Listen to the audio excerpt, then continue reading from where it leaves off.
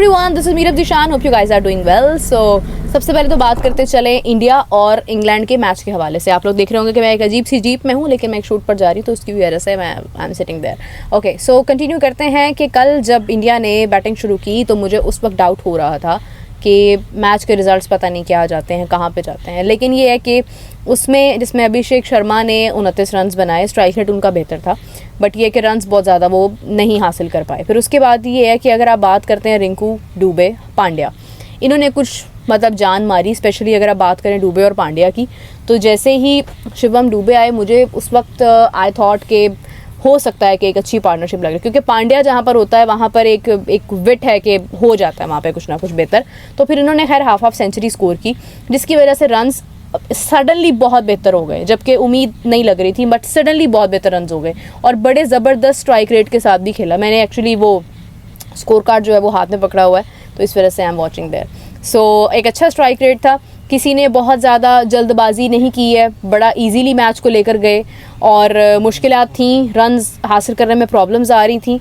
अगर कोई कहता है कि ऐसा कैसे हो सकता है, तो उसको मैं इंग्लैंड का भी स्क्वाड दिखाना चाहूँगी कि फिल सॉल्ट मेरा फेवरेट बैटर है, और अगर आप उसकी बात करें तो उसने सिर्फ 23 रन्स बनाए और सिर्फ 109 का स्ट्राइक रेट था उनका, और 21 बॉल्स के ऊपर 23 रन्स बनाए उन्होंने। फिर उसके बाद अगर आप बेन डकेट को देखते हैं तो उनके 39 रन्स थे, उनका स्ट्राइक रेट 200 से ऊपर था।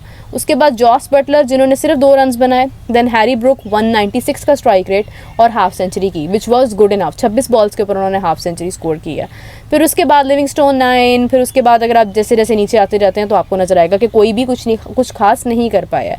बॉलिंग को किसी हद तक एज हासिल हो रहा था, लेकिन उसमें बिश्नोई और राणा और इसी के साथ जो है वो चक्रवर्ती और अक्षर पटेल, तो इन तमाम लोगों ने जो विकेट हासिल की। अर्शदीप सिंह ने भी एक विकेट हासिल की है, अच्छा था, लेकिन इकॉनमी ज़्यादा थी। उसकी वजह ये है कि जैसा मैंने पहले बताया कि मुश्किलात पेश आ रही थी किसी हद तक। अगर आप बैटिंग की बात करें, आपको कि बैटिंग जो है वो ज़्यादा मुश्किल थी। दूसरी इनिंग्स में जाके आपको पता चलता है कि बैटिंग थोड़ी सी आसान हुई तो बॉलिंग थोड़ी सी मुश्किल हो गई। मुझे एग्जैक्टली कुछ समझ नहीं आ रही थी कि ये क्यों हो रहा है, क्या हो रहा है, सिचुएशन क्या है, मौसम क्या है, कोई ख़ास। मैंने मैच जो है वो you guys know that very well कि मैं देखती नहीं हूँ इंडिया, और उसका मैच यहाँ पे शो नहीं होता है, और जहाँ पर शो होता है वहाँ पर जाना कैसे है, क्या करना है, वो मुझे मिलता नहीं है उस वक्त। तो इस वजह से मैं सिर्फ उसका स्कोर कार्ड और कुछ हाईलाइट से अंदाज़ा लगा रही थी कि रिजल्ट्स क्या थे। और मुझे खैर काफ़ी सारे लोग ये मैसेजेस कर रहे थे कि आप इंडिया और इंग्लैंड के मैच के ऊपर अपना एनालिसिस भी दें या उस पर बात करें, तो देन आई थॉट कि I should talk about it. So many congratulations to Indian team, and they are definitely getting prepared for their T20 2026,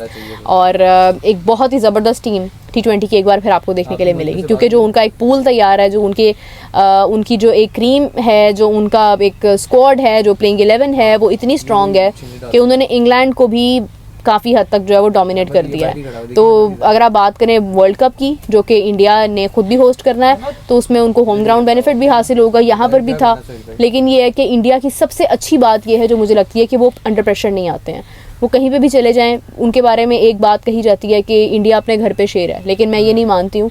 India ने खुद को शेर साबित किया USA में भी, वेस्ट इंडीज़ में भी। फिर आप देखेंगे कि श्रीलंका हो, हालांकि श्रीलंका अपने घर में शेर होता है, बट श्रीलंका भी किसी हद तक जो है वो थोड़ा घबरा जाता है। स्पेशली अगर आप बात करें या पास्ट मैचेस जो आपने देखे हैं, तो कुछ सालों में इंडिया ने अपनी वो मिसाल जो है वो फिलहाल तोड़ी है कि उन्होंने रिजल्ट्स बहुत अच्छे दिए हैं। Then when you talk about Dubai, या अगर आप किसी और जगह की बात करते हैं जहाँ पर ज़रा निस्बतन टाइम हो गया है देखे हुए, उस पर क्वेश्चन मार्क ज़रूर है कि दुबई में इंडिया कैसी कारकर्दगी देता है और पाकिस्तान के खिलाफ इंडिया का मैच कैसा होता है। और काफ़ी एक्साइटमेंट है, क्योंकि कुछ ही दिन बाकी है चैंपियंस ट्रॉफी शुरू होने में, और देखना ही है कि मैचेस किस तरह से होते हैं।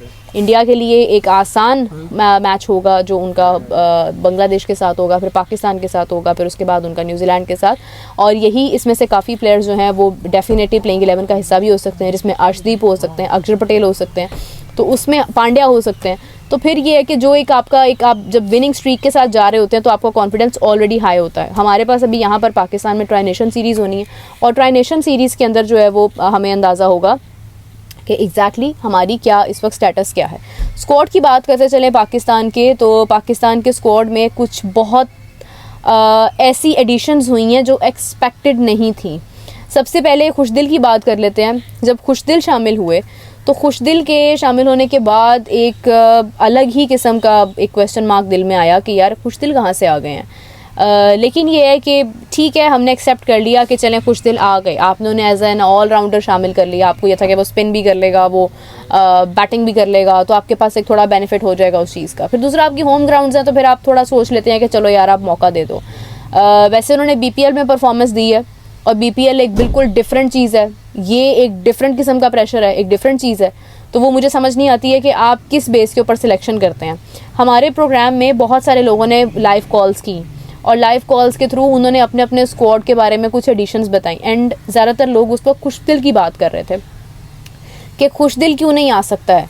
और मैं हैरान हूँ कि पता नहीं हमारा प्रोग्राम या तो बड़े गौर से देखा जाता है कि उसमें जो बात होती है वो अगले दिन आपको अमल में नज़र आ जाता है, या फिर ये है कि शायद जो लोग सोच रहे थे वो हमारी सिलेक्शन कमेटी भी सोच रही थी, और उन्होंने फाइनली जो है वो खुशदिल को तो शामिल कर लिया।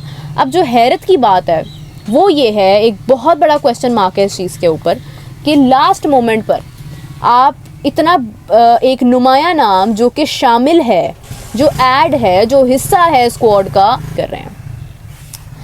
मैं ऑनेस्टली अगर स्क्वाड सबसे पहले बताऊँ आपको कि Babar Azam Fakhar Zaman finally he is back and thank God कि he is back. Then Kamran Ghulam, उसके बाद ये है कि आपको मिलेंगे सऊद शकील, तैयब ताहिर, आमिर जमाल हिस्सा नहीं है स्क्वाड का, और उसकी जगह जो है वो फ़हीम अशरफ शामिल हो गए हैं। अब कल हमारे प्रोग्राम में एक कॉल आई और उन्होंने कहा कि फ़हीम अशरफ क्यों नहीं हो सकते हैं, वो तो बड़े मतलब उनकी अच्छी है सारी पोजीशन और हर चीज़। पे बात भी हुई कि Faheem maybe he is not suitable for that format, लेकिन उनको शामिल कर लिया सडनली और आमिर जमाल को ड्रॉप कर दिया।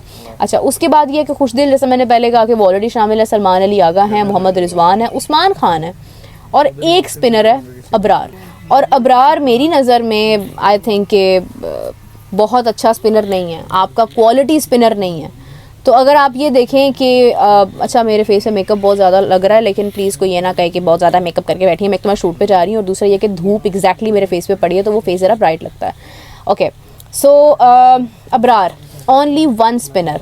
If you consider Salman Ali Agha as a spinner then it's fine, Salman Ali Agha हो सकते हैं। खुशदिल को हमने स्पिन बॉलिंग में 50 ओवर्स में कितना आजमाया है, कितने रिजल्ट्स आए हैं, ये आप सबके सामने, आप लोग जानते ही हैं। Then we will talk about the fast bowlers. तो फास्ट बॉलर्स में हारिस रऊफ, मोहम्मद हसनैन, नसीम शाह और शाहीन शाह अफरीदी हैं, ये तो होने ही थे।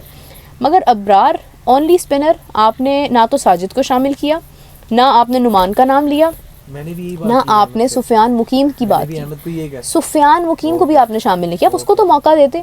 आपने अपना विनिंग स्क्वाड तोड़ दिया है। चलो अगर आप कहते कि हम सीरीज़ जीतते आए हैं और हमने इन्हीं सीरीज़ के का जो स्क्वाड है ये हमारा विनिंग स्क्वाड है ना, तो हमने इसको कंटिन्यू करना है। आपने अपना विनिंग स्क्वाड तोड़ दिया है।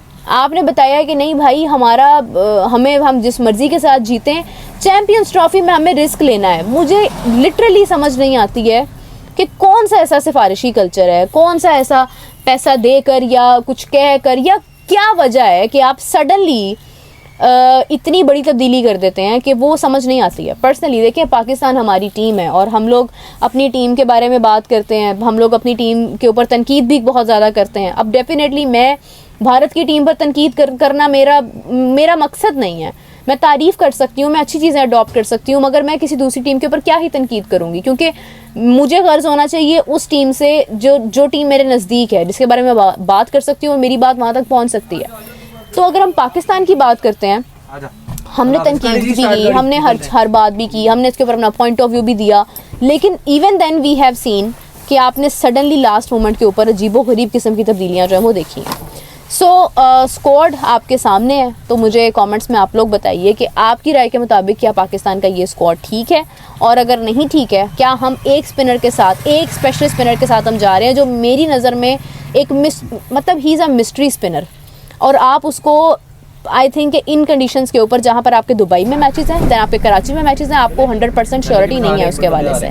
सलमान अली आगा कैन बी अफेक्टिव हो सकता है वो, लेकिन ये है कि किस हद तक क्या होता है ये एक सवालिया निशान है।